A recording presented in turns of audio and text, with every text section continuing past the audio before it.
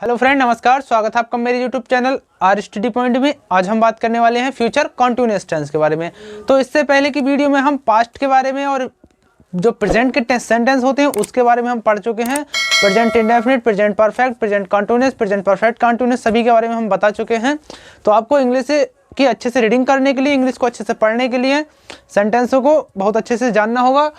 क्या होते हैं सेंटेंस, किस तरीके से बनाते हैं। अगर आपको इंग्लिश में अगर ट्रांसलेट करना है, अगर हिंदी का ट्रांसलेट इंग्लिश में करना है, तब भी आपको सेंटेंस पढ़ने की ज़रूरत है, सेंटेंस को अच्छी तरीके से समझने की ज़रूरत है।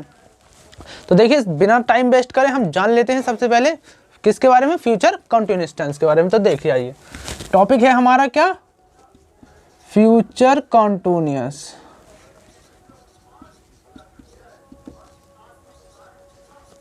फ्यूचर कॉन्टिन्यूअस टेंस, ठीक है। क्या है हमारा टॉपिक, फ्यूचर कॉन्टिन्यूअस टेंस। यहाँ से हम ये हटा देते हैं। टॉपिक हो गया हमारा फ्यूचर कॉन्टिन्यूअस टेंस। तो देखिए, अब इसके बारे में आइए हम समझ लेते हैं। सबसे पहले क्या समझेंगे, सबसे पहले समझेंगे हम इसकी पहचान क्या होती है, फिर इसके बनाने के नियम क्या होते हैं उसके बारे में।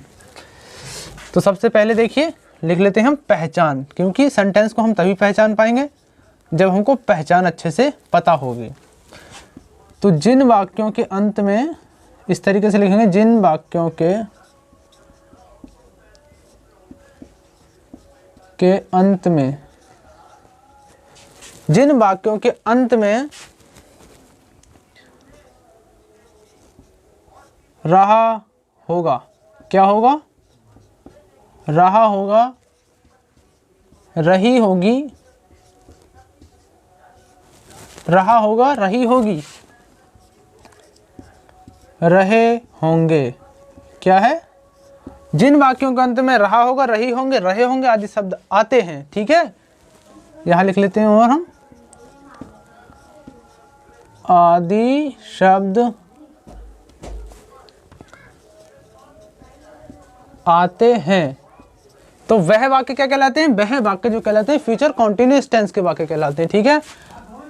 वह वाक्य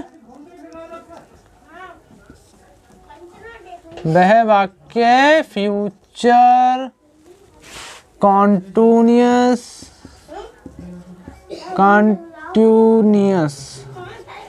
टेंस के वाक्य कहलाते हैं, ठीक है। टेंस के वाक्य कहलाते हैं, ठीक है। ये हो जाएगी हमारी पहचान। क्या पहचान हो जाएगी हमारी, जिन वाक्यों के अंत में रहा होगा, रही होगी, रहे होंगे आदि शब्द आते हैं, क्या कहलाते हैं, फ्यूचर कॉन्टिन्यूअस टेंस के वाक्य कहलाते हैं, ठीक है। तो सबसे पहले हम इसकी पहचान तो हमने जान ली, अब हम जानेंगे इसके नियम क्या होते हैं बनाने के, ठीक है। तो सबसे पहले हम अफर्मेटिव के बारे में जानेंगे, किसके बारे में, अफर्मेटिव के बारे में, ठीक है। अफर्मेटिव के बारे में देखिए, अफर्मेटिव में क्या है, अफर्मेटिव में हमको एक चीज याद रखनी होगी, आई हो,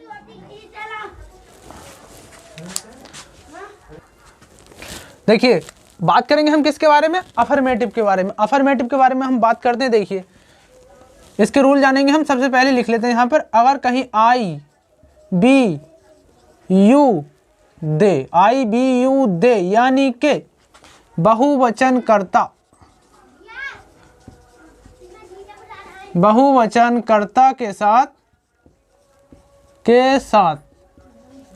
आई बी यू दे अथवा बहुवचन कर्ता के साथ हम किसका प्रयोग करते हैं,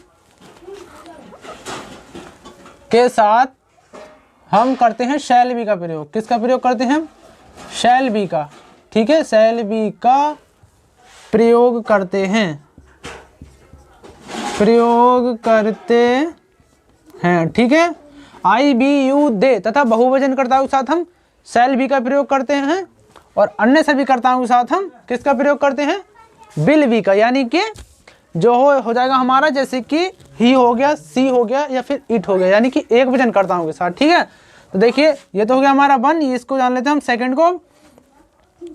कहीं आता है सी आता है, ही आता है, या फिर इट आता है, ही सी इट, अथवा एक वचन अथवा एक वचन कर्ता के साथ एक वचन कर्ता के साथ हम बिल का प्रयोग करते हैं। किसका? बिल, और बिल के साथ जोड़ते हैं बी, बिल बी का प्रयोग करते हैं, का प्रयोग करते हैं। ये इसके रूल हैं बनाने के, ताकि हम सेंटेंस को अच्छे से बना सकें। ठीक है, ये रूल हमको लगाना जरूरी है सेंटेंस में। ये रूल हम इसलिए बता रहे हैं कि आप सेंटेंस अच्छे से बना सकें। करते हैं, ठीक है। और इसमें एक 3 नंबर और जान लेते हैं हम। 3 नंबर क्या है हमारा? 3 नंबर हो जाएगा वर्ब की फर्स्ट फॉर्म में, वर्ब की फर्स्ट फॉर्म में हम ING का प्रयोग करते हैं, ING का प्रयोग करते हैं। ठीक है, इतनी बात आपको याद रखना है। वर्ब की फर्स्ट फॉर्म में ING का प्रयोग करते हैं। ठीक है, ये तो हो गए हमारे रूल्स जो हैं सेंटेंस बनाने के। अब हम जान लेते हैं कुछ इसके एग्जाम्पल, जैसे कि अफर्मेटिव का ही हम एक एग्जाम्पल जान लेते हैं। जैसे कि यहाँ पे लिख लेते हैं हम, जैसे कि सीता गीत गा रही होगी। क्या हो गया सेंटेंस?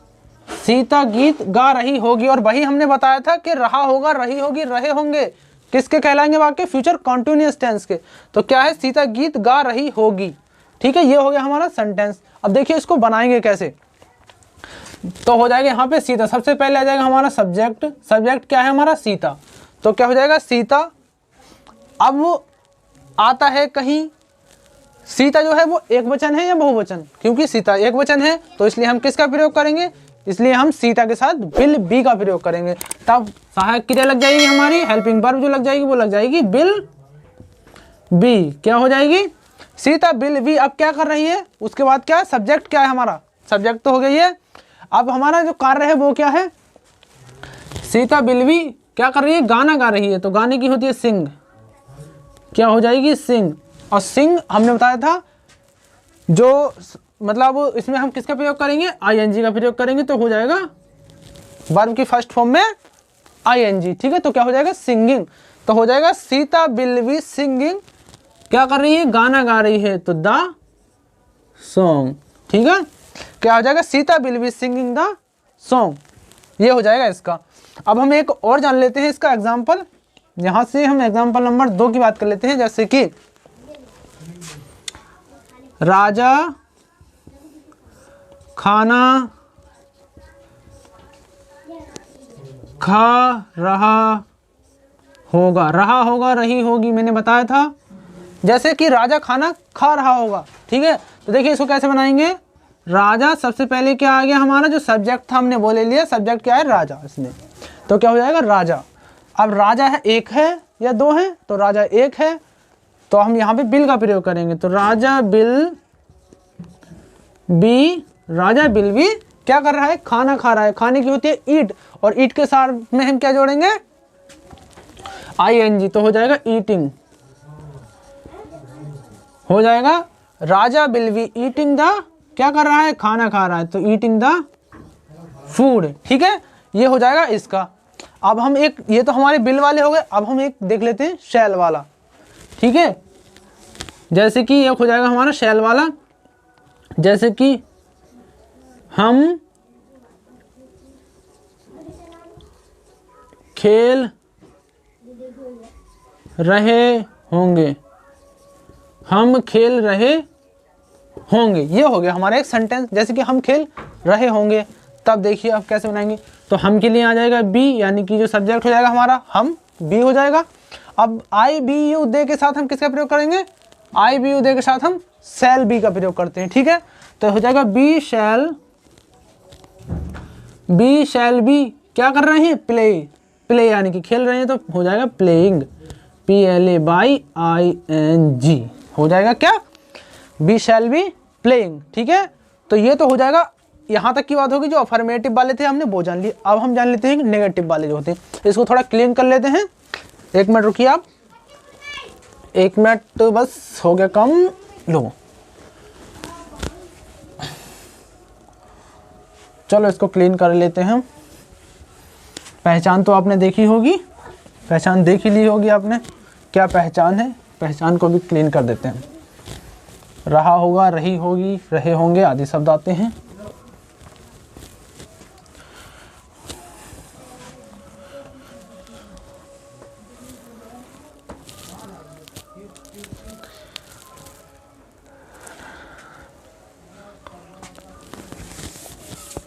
तो देखिए अब हम जानेंगे किसके बारे में, नेगेटिव के बारे में। क्या आएगा हो, नेगेटिव। तो नेगेटिव के क्या रूल है, नेगेटिव के रूल देख लेते। नेगेटिव में सिंपल सा है, अगर बिल है या फिर शैल है, बिल है या शैल है, उसके बाद में हम किसका प्रयोग करेंगे, नॉट का। जो इसके साथ में हम बी लगाते थे, बी, उसको हम कहाँ लगाएंगे, इधर नॉट के बाद लगाएंगे। ठीक है, इतनी बात आपको याद रखना है। हम डायरेक्ट बात कर लेते हैं। देखिए जैसे कि बच्चा दूध नहीं पी रहा होगा। क्या है सेंटेंस, बच्चा दूध नहीं पी रहा होगा। ठीक है, तो देखिए यहाँ से कैसे बनाएंगे इसको बनाएंगे द चाइल्ड से। चाइल्ड क्यों लगाएंगे चाइल्ड, क्योंकि बच्चा जो है वो एक है। अगर बच्चे बहुत सारे होते तो लगाते चिल्ड्रन। द चाइल्ड, अब बच्चा एक है तब हम क्या लगाएंगे, हमने बताया था अगर कहीं एक वचन कर्ता आता है तब हम बिल का प्रयोग करते हैं। ठीक है, तो the child bill, the child bill not, वही हमने बताया था बिल या शैल के बाद नॉट लगाते हैं, तो बिल शैल के बाद नॉट लगा दिया तो हो जाएगा द चाइल्ड विल नॉट। अब लगाएंगे हम बी, क्यों लगाएंगे बी, क्योंकि हमने यहाँ बताया था the child will not be क्या कर रहा है, दूध, तो हो जाएगा ड्रिंक, ड्रिंक माने पीना।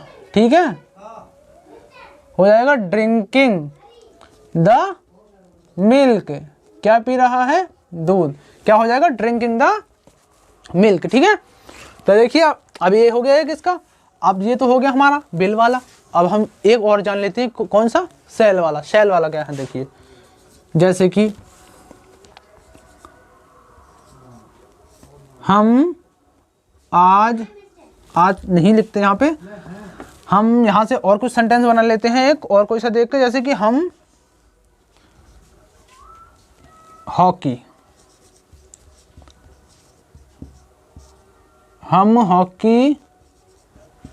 नहीं खेल रहे होंगे, हम हॉकी नहीं खेल रहे होंगे, ये हो जाएगा हमारा सेंटेंस। ठीक है, हम हॉकी नहीं खेल रहे होंगे। अब देखिए इसको कैसे बनाएंगे, तो हम के लिए आ जाएगा बी, क्या आएगा हमारा, तो बी। अब आई बी यू दे के साथ हम क्या प्रयोग करते हैं, आई बी यू दे के साथ हम शैल का प्रयोग करते हैं। ठीक है, शैल। अब क्या आ गया, नॉट आ गया भैया, तो नॉट आ गया तो भाई हम करेंगे क्या, यहाँ पे हम लगाएंगे शैल के बाद नॉट। ठीक है, अब नॉट आ गया, फिर नॉट के बाद क्या लगाएंगे, तो नॉट के बाद हम लगाएंगे क्या, बी। ठीक है भाई, बी शैल नॉट बी क्या, हॉकी, क्या कर रहे होंगे, खेल रहे होंगे, तो प्ले, प्ले माने होता है खेलना, वर्ब की फर्स्ट फॉर्म में आईएनजी हो गया प्लेइंग, तो हम हॉकी नहीं खेल रहे होंगे, be shall not be playing the hockey, playing the hockey. ठीक है, ये हो गए इसके दो। अब हम जान लेते हैं किसके बारे में, अब हम जानेंगे अफर्मेटिव की बात हो गई, नेगेटिव की भी बात हो गई, अब हम जानेंगे इंट्रोगेटिव के बारे में। ठीक है, इसको हम क्लीन कर लेते हैं।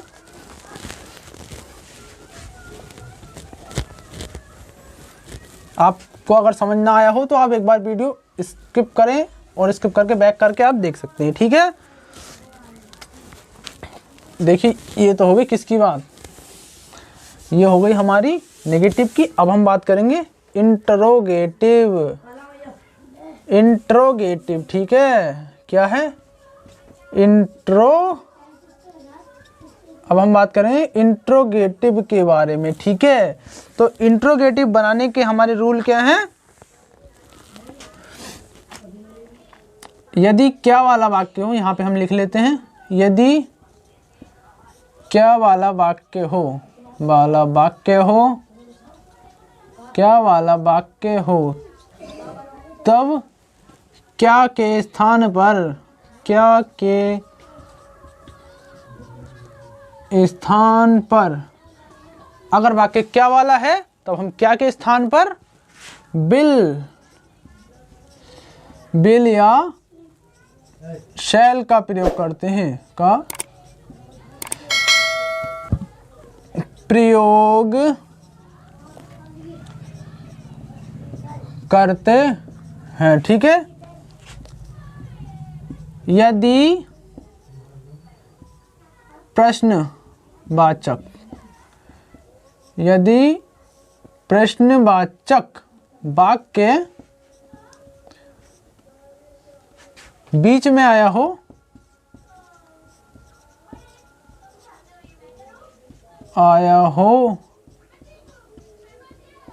तब उसकी अंग्रेजी सबसे पहले लिखते हैं। ठीक है, उसकी अंग्रेजी सबसे पहले लिखते हैं। आप इतनी बात आपको याद रखना है, इंट्रोगेटिव में लिखते हैं। ठीक है, इतनी बात आपको याद रखना है इंट्रोगेटिव में। ठीक, ये तो हो गया हमारा जो उसके नियम है, यानी कि जब क्या वाला वाक्य बीच में आएगा तब हम उसकी अंग्रेजी सबसे पहले लिखेंगे। यदि क्वेश्चन वर्ड जैसे कौन, कहाँ, कब, कैसे आता है बीच में तब हम उसकी अंग्रेजी सबसे पहले लिखेंगे। ठीक है, अगर क्या वाला शब्द शुरू में आता है तब उसकी अंग्रेजी हम बिल या शैल के रूप में लिखते हैं। ठीक है, देखिए अब कुछ जान लेते हैं हम इसके एग्जाम्पल, जैसे कि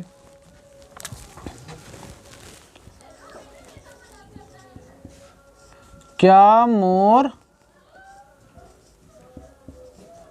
नाच रहा होगा। क्या है सेंटेंस, क्या मोर नाच रहा होगा।